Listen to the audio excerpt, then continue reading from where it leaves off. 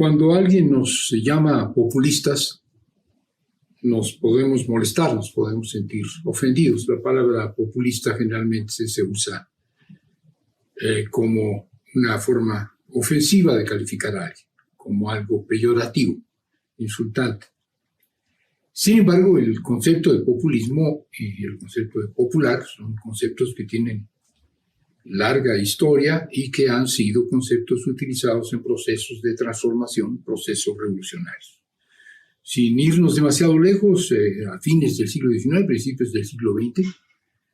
corrientes revolucionarias que pensaban que el pueblo entero, obreros, campesinos, eran la fuerza que iban a permitir la liberación, fueron calificadas de populistas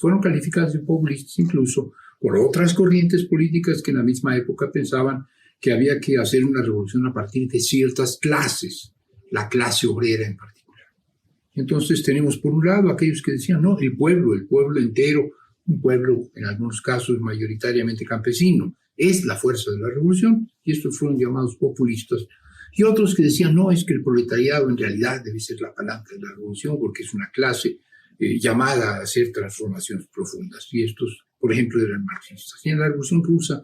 así ocurrió. Fue una revolución en cierto sentido populista porque la mayoría del pueblo ruso era campesina y había corrientes políticas que impulsaban en el campesinado la revolución. Y por otro lado, una visión proletaria de la revolución que fue la revolución de los bolcheviques, la revolución encabezada por un hombre que ha pasado a la historia, Vladimir Ilich Lenin. Después tendríamos otras revoluciones que podríamos llamar populistas, la revolución china, una revolución también, como en el caso de Rusia, en un pueblo mayoritariamente campesino, fue una revolución popular. No era una revolución proletaria, en un principio se pensó que podía ser una revolución proletaria basada fundamentalmente en los obreros, quizás de Shanghái, pero después se vio claro que era el pueblo chino, mayoritariamente campesino, el que tenía que tomar la iniciativa de una revolución, y así fue. Sin embargo, en América Latina el concepto de populismo ha sido utilizado en ese sentido que yo mencionaba inicialmente, de una manera peyorativa y para designar a aquellos gobiernos, aquellos que gobernando se atribuyen la representación del pueblo, dicen hablar a nombre del pueblo, dicen ser los portavoces del pueblo, los representantes del pueblo. Este gobierno es un gobierno del pueblo y este es un gobierno a favor del pueblo que encarna en él el pueblo. Estos populismos son generalmente declaraciones, populismos de dientes para afuera, son populismos, diría yo, demagógicos.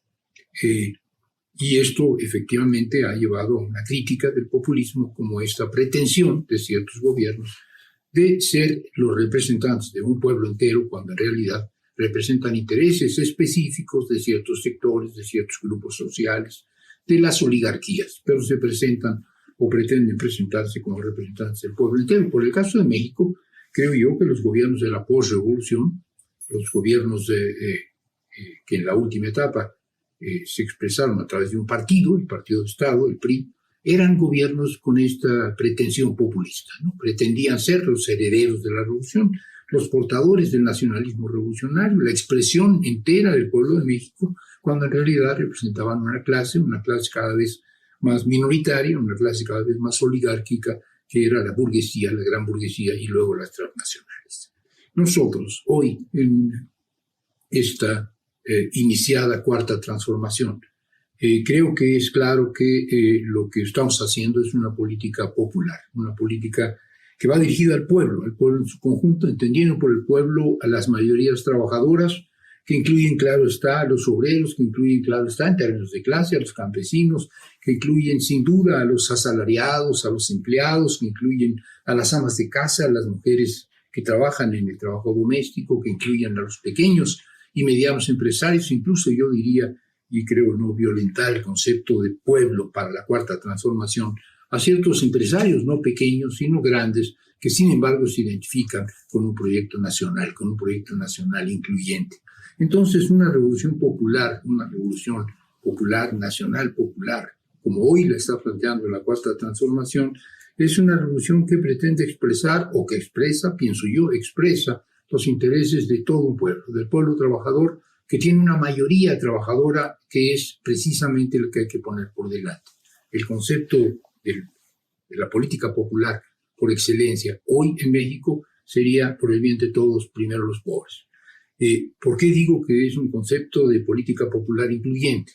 Porque está planteando, sin duda, primero los pobres, sin duda, un sector de la sociedad, el sector más depauperado, el sector más explotado, el sector más oprimido, que hay que poner por delante, pero esto no simplemente para la redención, para la liberación de este sector, sino por el bien de todos, es decir, por una regeneración de todos aquellos que conforman el pueblo mexicano. Poner por delante a los más pobres para que también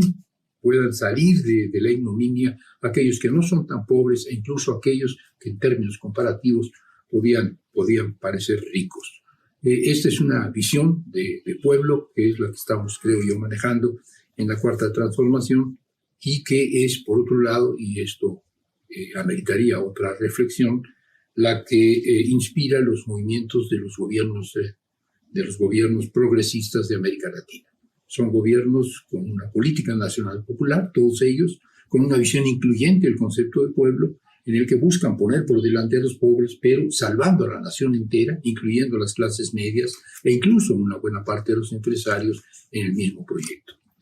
Son, pues, movimientos políticas populistas en un cierto sentido, en el sentido decimonónico de principios del siglo XX, pero hoy sería más bien política nacional popular. Esta sería la idea que yo quisiera transmitir.